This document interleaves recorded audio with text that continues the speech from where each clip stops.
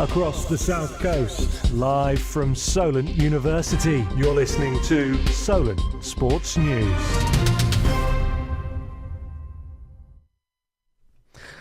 Good afternoon, it's 1 o'clock. I'm Luke Upton and these are your Solent Sports News headlines. Southampton plays Blackburn in the Championship this evening. The Saints currently sit in 5th following the victory over Derby on Saturday. A win tonight would see the South Coast side into 4th, narrowing the gap with second place Ipswich to 3 points. At the start of the year, the Saints sat 14th, with the playoffs looking unrealistic. However, since then, they've gone 17 unbeaten and will look to make it 18 with a win tonight.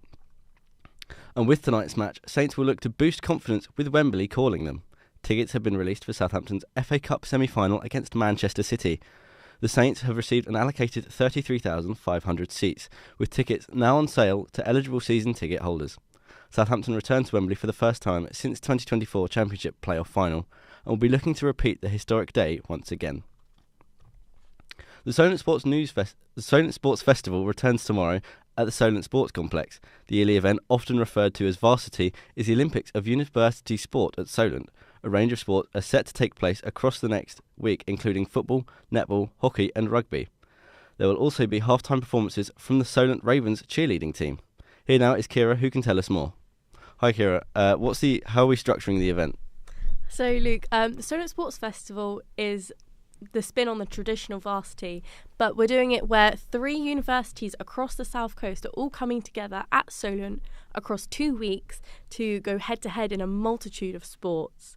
The event is all about friendly rivalry, bringing loads of athletes together to celebrate the end of the academic year and put on some good competition. But unfortunately for Solent, their women's basketball team have had to pull out of tomorrow's match due to lack of numbers for their team. This does mean that the whole schedule is now going to be rearranged last minute. So we don't have that yet, but when it is announced, it will be a big change-up. Thank you for that, Kira.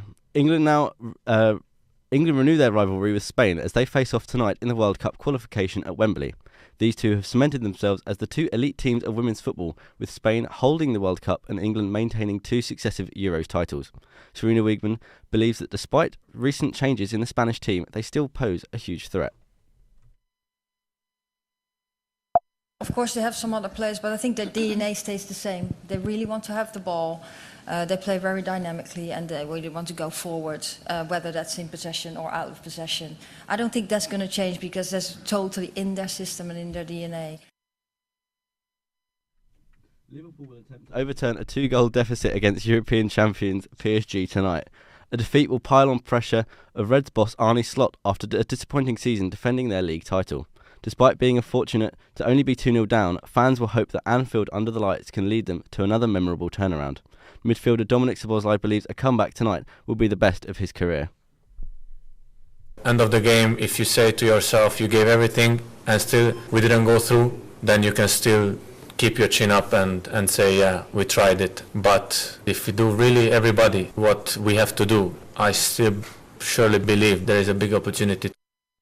Sticking with football, and Leeds United took a big step for their survival as they beat Manchester United 2-1 last night. The result saw Leeds win for the first time at Old Trafford since 1981 and saw the Whites move 6 points clear from the drop with just 6 games to go.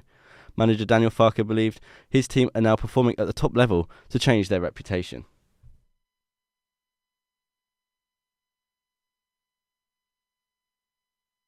We work a little bit on to get rid of this old narrative. Anyhow, Leeds are falling apart again, that we always crumble when it really counts. It feels like when it really matters, we deliver.